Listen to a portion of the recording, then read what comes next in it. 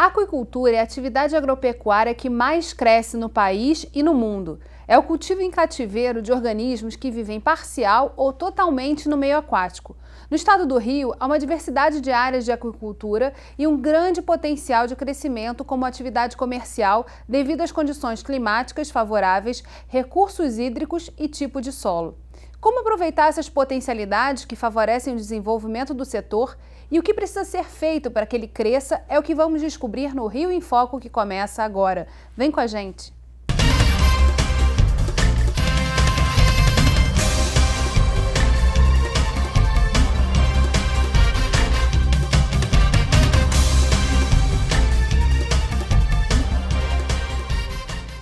O Rio em Foco recebe o médico veterinário e extensionista da Secretaria de Estado de Agricultura e Pecuária, FIPERJ, Carlos Eduardo Ribeiro Coutinho, e a gestora da área de aquicultura do Sebrae, Lídia Espínola. Antes de começar o programa, eu gostaria que vocês explicassem para o nosso público o que é aquicultura, quais são essas atividades que estão envolvidas nesse setor. A aquicultura, conforme você falou, é a criação de organismos aquáticos que passam a vida ou parte dela no meio aquático. Que envolve? Tem várias denominações de acordo com a espécie que é criada. Nós temos a ranicultura, que é o cultivo de rãs, a piscicultura, que é o cultivo de peixes. Temos a carcinicultura, que é de camarões. Na maricultura, que na verdade é o cultivo no mar, temos tanto a piscicultura como a malacocultura, que é o cultivo de moluscos bivalves, incluindo vieiras, ostras, mexilhões. E, além disso, também tem a jacareicultura, que é o cultivo de jacarés. E tem também de plantas aquáticas, né? Tem de plantas aquáticas também. São muitas atividades, mas quais delas o Rio possui no território? Então, o Rio de Janeiro, nós temos tanto a atividade da ranicultura, quanto da piscicultura, quanto da malacocultura. A parte da malaco, que são vieiras, ostras e mexilhões, as regiões de maior atuação é a região da Costa Verde, mais especificamente a Ilha Grande, e a região dos lagos, né, que também tem uma concentração ali de produção em Arraial do Cabo, Búzios, e a parte da piscicultura, que vai mais para o noroeste, um pouco na região serrana também. E a ranicultura está um pouco espalhada, tem aqui, ali, muito ali na região, concentração na região de Magé. Na região metropolitana. Metropolitana, né? Mas, assim, eu acho que a ranicultura já teve uma fase de atividade intensa e o Rio se destacou bastante. Hoje eu acho que menos aquecida um pouquinho, mas ainda acontecendo. O forte no estado do Rio de Janeiro, eu diria, pelo menos da experiência que a gente tem da atuação do Sebrae, seriam a parte da malacocultura lá na Ilha Grande, que a gente está desenvolvendo também um trabalho lá com a questão da indicação geográfica das vieiras, depois a gente pode falar um pouquinho mais sobre isso. A piscicultura na região noroeste, na região serrana, que acho que tem assim hoje maior concentração e uma atividade mais estruturada. Segundo dados do Instituto Brasileiro de Geografia e Estatística, IBGE, o mercado da aquicultura no Brasil gera cerca de 3 bilhões de reais por ano e a expectativa é que esse setor cresça 104% até 2025. Apesar de possuir uma das maiores costas do país, o Rio de Janeiro só ganha do Amapá em produção. Mas não há só notícia ruim para nós. Vamos ouvir o que o gerente de pecuária do IBGE, Maxwell Almeida, tem a dizer.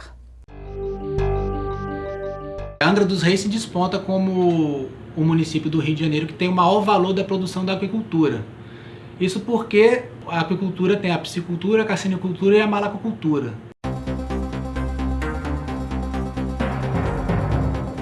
Eu fiz um comparativo aqui da produção de 2014 com o de 2013, da parte de produção de peixe. E o peixe que mais se destacou no Rio de Janeiro foi a tilápia, que também é o peixe mais produzido no país.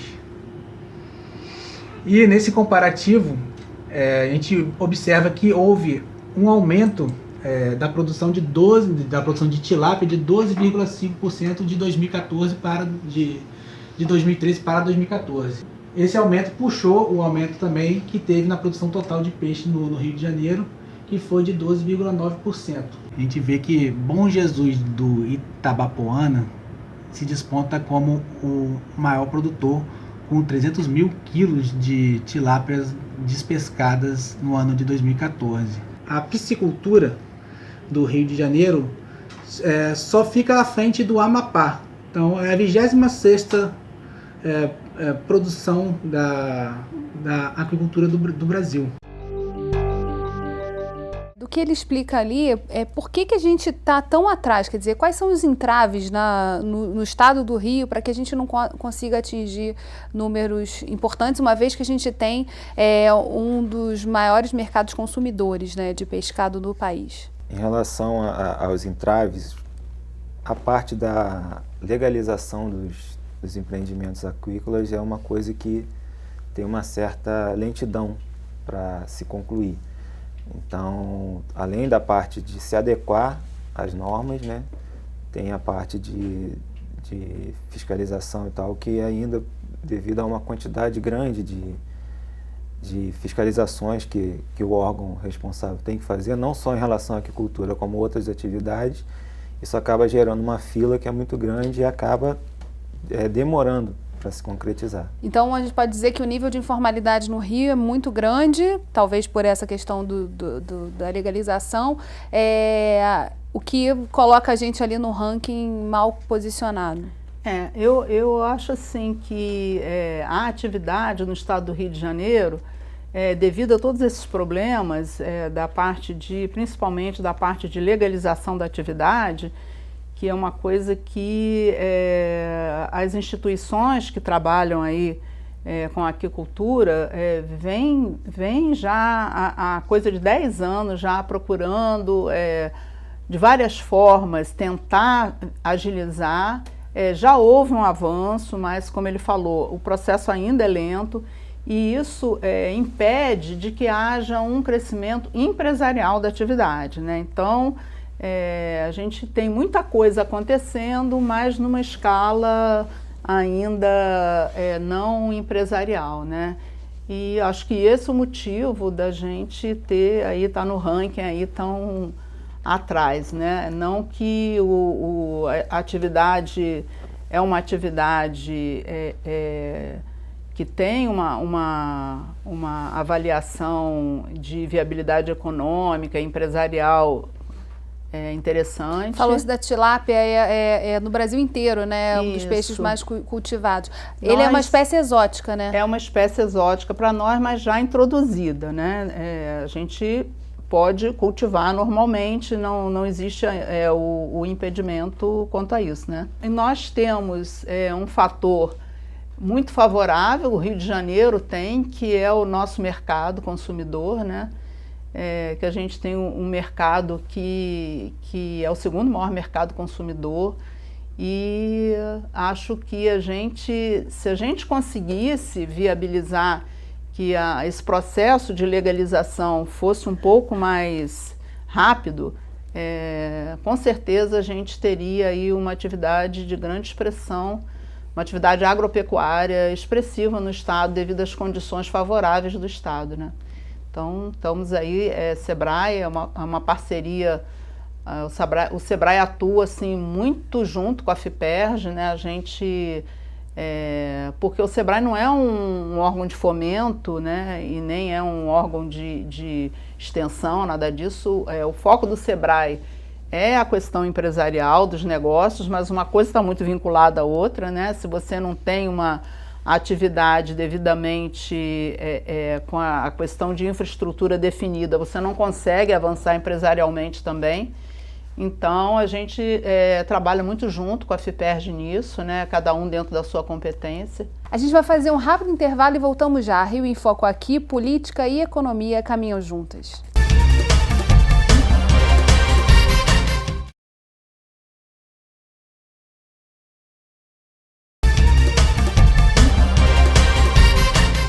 Voltamos com Carlos Eduardo e Lídia Espíndola. Nós vimos no primeiro bloco que Magé é um dos polos de aquicultura do estado. Vamos conhecer um pouco o trabalho desses produtores na matéria a seguir.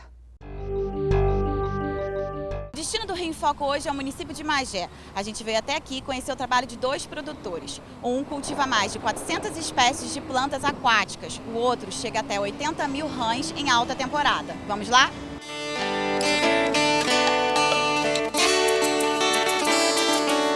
Raimundo Macheville é um dos maiores produtores de plantas aquáticas do estado do Rio.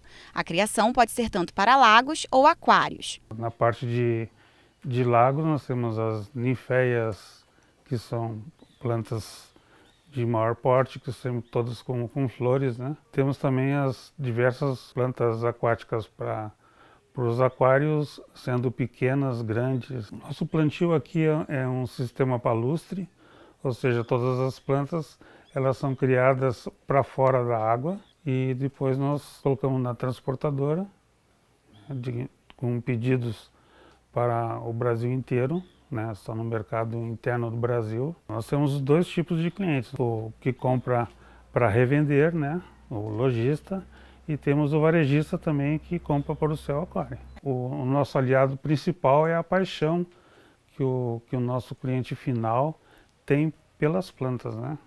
A beleza delas é que encanta, elas é que vendem, não é a gente que vende, né? O ranicultor e zootecnista Haroldo Maranhão, que trabalha há mais de 30 anos na produção de rãs, explica como é a sua cadeia de produção, desde a reprodução até a chegada no mercado. Esse setor aqui, onde é que a gente está nesse momento, é onde tem um laboratório onde é que é feita a inseminação artificial, né? Então nessas caixas são separados os machos e as fêmeas, tá? E na época reprodutiva, que começa mais ou menos no início da primavera até o final do verão, a gente retira as desovas através de injeção com hormônio, né? Aplica no macho, aplica na fêmea, tira o esperma do macho, tira os ovos da fêmea e faz a fecundação em vidro. Depois que é retirada as desovas, eles vão para umas bandejas que eu vou mostrar no outro cômodo ali. Eles ficam nessas bandejas até em torno de 7 dias, onde o embrião vai se transformar em girino. Nesse momento o saco vitelínico desaparece e depois que o animal, que o girino, já está com a sua normalidade e conseguindo circular por toda a bandeja, ele é colocado nas incubadoras. Depois que eles estão já normal, com todo o seu desenvolvimento e já ocorreu, eles saem das incubadoras e vão vir para essas baias. Depois que chega num tamanho propício, que esteja mais ou menos com uma cauda grande, em torno de 25 gramas, eles são transferidos para aqueles aquários onde termina a metamorfose. Na saída da ranicultura, encontramos ainda com o Sebastião, sócio da HTH Tropical Aquário de Magé, um tipo de cativeiro que produz de 8 a 10 mil peixes por mês, com preços que variam de 20 centavos a R$120.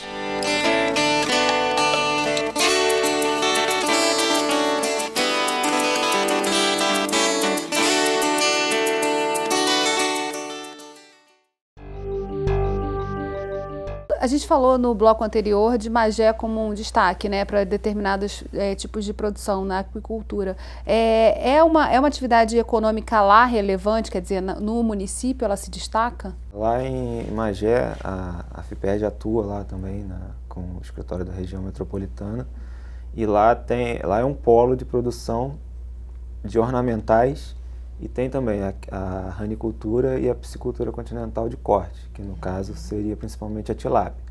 Tem outras espécies também, mas tilápia como carro-chefe. Mas lá sim, lá principalmente na questão dos ornamentais, né? é bem forte lá. Agora, em termos de suporte, qual o suporte que a FIPERJ hoje dá ao produtor, a quem que é interessado nesse tema? A FIPERJ ela trabalha desde o início até o final da cadeia. Então ela fornece assistência técnica tanto para o início da legalização, orientação para a construção dos viveiros, se ele ainda não possuir, de toda a estrutura de criação, também da parte de processamento, se for o caso, e orienta também em relação à comercialização. E isso ela faz, ela tem 12 escritórios regionais em todas as regiões do estado, e os técnicos tem médicos veterinários, biólogos, zootecnistas, engenheiros de aquicultura, eles fazem essa assistência técnica junto aos produtores. E aí o Sebrae dá esse suporte na área empresarial de como estruturar o próprio negócio. Em termos, no bloco anterior, Lídia, você falou um pouco da importância econômica, quer dizer, é uma atividade que traz retorno econômico para o empreendedor. Agora, como é que isso se sustenta no tempo? Quer dizer, qual é o tipo de investimento que precisa ser feito para começar uma atividade como essa? É possível a gente, por exemplo, lá na região serrana, a gente está desenvolvendo todo um estudo de viabilidade da implantação do cultivo da truta, né? Já fizemos também lá na Ilha Grande com as vieiras e as ostras e os mexilhões. Então foi feito todo um planejamento junto com os aquicultores, um estudo de viabilidade do negócio deles, né? Como que eles teriam que fazer o planejamento também. Então, todo esse suporte o Sebrae dá junto com a FIPERJ, né? A gente está sempre trabalhando muito junto. Do que assim, o Sebrae tem procurado atuar muito hoje em buscar o diferencial da atividade para o Rio de Janeiro, buscar agregar valor a essa atividade, considerando esse mercado consumidor que nós temos, e buscar, se nós estamos trabalhando para implantar um projeto de certificação, considerando que a partir do momento em que você trabalha a certificação, você vai estar trabalhando procedimentos também que garantem a qualidade do produto. Então você vai ter um produto que vai ser oferecido ao consumidor com um diferencial, que é a qualidade certificada.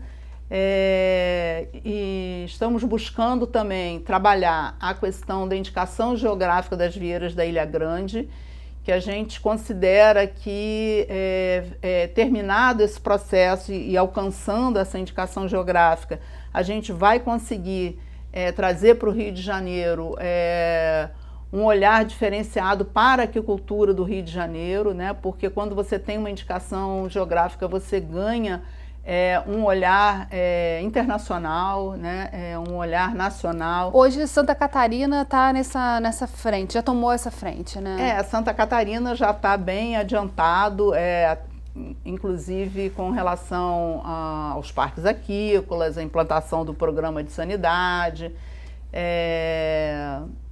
mas não tenho conhecimento de que eles tenham uma indicação geográfica, não. E a gente está aí nessa batalha para conseguir a indicação geográfica das vieiras, que é um produto característico daquela região, né?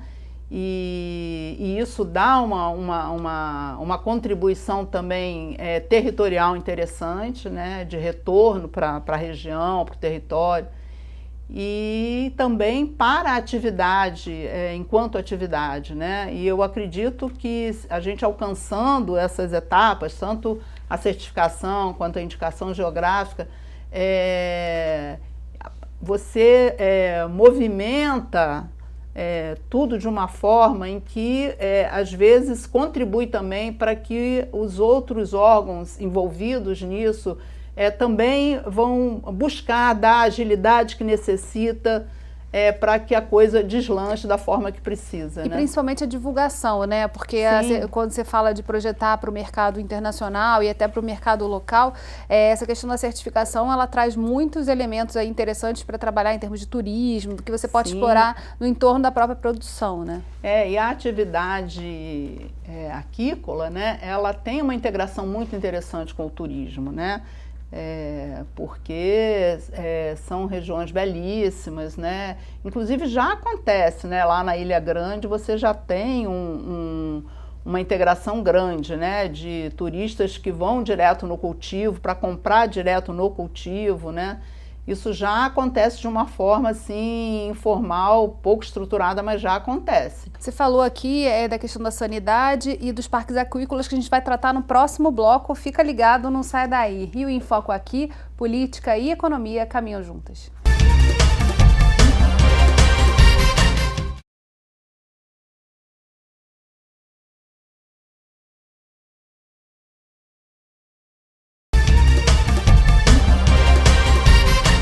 O O potencial de desenvolvimento da aquicultura não depende apenas de fatores climáticos e recursos naturais. É preciso apoio, investimentos e uma legislação adequada. No bloco anterior nós falávamos exatamente disso, né, do papel da FIPERJ e do SEBRAE nesse processo. Agora, em relação aos parques aquícolas, que seriam um grande potencial de desenvolvimento para esse setor, como é que o Rio está nesse contexto? Então, nós já avançamos e recuamos algumas vezes em relação aos parques aquícolas. Já estivemos bem próximos de conseguir implantar os parques aqui no Rio de Janeiro. O que são esses parques, né? Os parques são áreas delimitadas pela União para o cultivo dos organismos aquáticos, né? Então, nessas áreas, você tendo essa delimitação, todo o processo de legalização da atividade fica bem mais fácil, porque essas áreas já são consideradas ambientalmente e em termos de conflito com outras atividades, tudo isso é estudado antes dessa delimitação. Esses parques eles só existem na área no mar, mas esses parques, tem algum parque que aconteça no Brasil dentro, já na terra, quer dizer, na parte continental? Eu acredito que sim, mas o que a gente tem trabalhado mais é no mar. Esse tipo que a Lídia está falando são relacionados mais à malacocultura, à maricultura, cultivo de moluscos. Aí é relacionado à região de Angra, da região dos lagos. Eu acho que nessas áreas algumas áreas que você tem, algumas hidrelétricas que são, eu acho que, se não me falha a memória, alguma delas já tem um reconhecimento como parque aquícola, mas não tenho certeza. No caso aqui, o que tem sido trabalhado, a busca aí dos parques era mais na parte do mar mesmo, e já tivemos bem próximo, mas assim, é uma questão, a implantação do parque requer um processo burocrático intenso, né? E você tem que ter uma instituição reconhecida, científica, que faça todos os estudos, enfim. E todo esse processo vinha sendo feito pelo extinto Ministério da Pesca, né? E então nós por 3 vezes já estivemos próximos de conseguir, mas não avançou, e agora com a extinção do Ministério tudo voltou à estaca zero e vamos recomeçar aí para conseguir trazer para o Rio os parques aquícolas, né? Outra questão que você falou que era importante era a questão sanitária. É uma exigência hoje de legislação, né, que exige esse monitoramento, principalmente na parte da maricultura, né? O controle de sanidade dos organismos, né? Porque o molusco ele é um organismo filtrador, enfim, tem que ser analisado, a água tem que ser monitorada, né, os animais, tudo mais, e existe uma legislação específica e um programa nacional de controle, mas que também exige uma série de medidas que o Estado tem que ter para poder implantar. Agora, em termos de pesquisas, assim, o Rio de Janeiro se destaca na questão de pesquisar mais esse setor, ter informações, atuar próximo a quem está produzindo? A FIPERJ, além de ser um órgão de assistência técnica, ela também é um órgão de pesquisa. Então, há um grupo de pesquisadores na FIPERJ que eles, cada um em sua área, atua na parte tanto de maricultura, na parte de piscicultura continental, na parte de nutrição dos organismos aquáticos, na algicultura, que é a produção de algas. Então, em todas essas áreas, existem os pesquisadores que trabalham não só na estação de pesquisa da FIPERJ, que é em Guaratiba, mas também junto aos produtores, junto aos escritórios regionais, fazendo esse trabalho de pesquisa de acordo com as demandas que vêm do setor. Falando em termos de futuro, né, e a gente já falou aqui en passant das principais regiões hoje produtoras da aquicultura que se destacam nesse setor aqui no estado do Rio de Janeiro. Pensando assim, numa linha até 2020, que atividade, qual seria o passo a passo que precisa ser feito pelo estado, por um lado, e por outro, de agregação desses produtores, um potencial que a gente pode desenvolver no nosso território? Eu acho que em relação à aquicultura no geral, mas piscicultura, por exemplo, a parte de legalização dos empreendimentos poderia ser, já vem avançando bastante. De alguns anos para cá, a FIPERJ, junto ao INEA, trabalhou nessa parte de legislação e ficou mais simplificada, mas mesmo assim ainda tem algumas dificuldades, principalmente para pequenos produtores, e em relação também mas é uma atividade que tem tudo para se desenvolver. E também em relação à parte de, como tem um programa de sanidade para os moluscos, na parte de piscicultura não existe um programa nacional, mas também é uma dificuldade em relação ao beneficiamento desse produto, ao escoamento da produção. Já se falou também, o Rio já teve a ponto de ter uma área de beneficiamento do pescado, e aí se falava de uma maneira mais ampla. Isso avançou na Ilha do Governador ou está parado também? Não, existem entrepostos de beneficiamento no estado, assim, espalhados. De uns tempos para cá tem até aumentado tanto a vontade de construir esses entrepostos como o número em si. E esses estabelecimentos, eles fazem o processamento, só que eles precisam estar regularizados. Então, se ele for comercializar dentro do município, ele precisa do selo de inspeção municipal. E, dependendo do município, é um pouco mais fácil, um pouco mais difícil. Tem município que ainda não tem, então, nesses casos, ele precisa de um selo mais acima, que seria o selo de inspeção estadual. Isso permite tanto ele comercializar dentro do município como no restante do estado. Se ele for comercializar para fora do estado ou fora do país, ele precisa do selo de inspeção federal, que aí é mais complicado ainda, tem mais exigência. E a obtenção desses selos ainda também é um pouco dificultosa, demora também um pouco, mas a partir do momento que alguns empresários, principalmente ou produtores, que constroem o entreposto na própria propriedade deles, isso facilita o escoamento da produção, porque aí com o selo de inspeção estando legalizado, é bem mais fácil vender, é mais fácil ser comprado por um supermercado, por um outro comércio que vai ter um produto de qualidade e legalizado.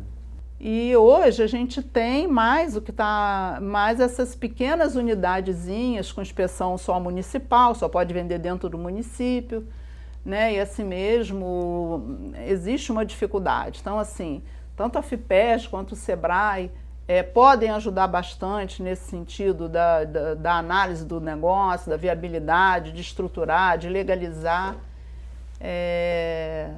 Mas é como eu falei, uma coisa está muito relacionada à outra, né? Se você não tem uma produção suficiente, se você não consegue se legalizar, se isso não ganha volume, fica difícil também de você avançar na parte do processamento, né? De você ter uma unidade que não deixa de ser uma indústria, né? Uma atividade industrial, né? O processamento. Você diria que, na verdade, é um foco maior nesse setor, que é um setor que tem potencial, mas que o Rio ainda, quer dizer, ainda está muito desestruturado, digamos assim, para poder avançar nesse setor. Desestruturado nesse sentido de conseguir velocidade para a legalização da atividade, para que a coisa ganhe velocidade e possa... Existem já alguns programas da própria Secretaria de Agricultura, no caso o programa Prosperar, que incentivam e diminuem os custos de legalização para essas agroindústrias que vão fazer o beneficiamento. Mas? Não, existe, está em funcionamento, só tem que difundir mais e mais produtores ou empresários se interessarem, mas um entrave também é a legalização ambiental, porque para ele obter esse tipo de financiamento, ele tem que estar todo legalizado. Bem, infelizmente nosso programa chegou ao fim. Obrigada, Carlos, obrigada, Lídia, e obrigada a você que ficou com a gente até agora. O Rio em Foco quer saber a sua opinião, escreve pra gente. Tem algum assunto que você queira ver discutido aqui? Envie sua sugestão para rioemfoco@lerj.rj.gov.br ou para o nosso WhatsApp 21 98990 4709. Acompanhe também nossa programação nas redes sociais, Facebook, Instagram e Twitter. E se você gostou desse programa, pode assisti-lo novamente no site www.querodiscutiromeuestado.rj.gov.br ou pelo www.youtube.com/alerj TV. TV Alerj, o canal do povo fluminense. Até a próxima.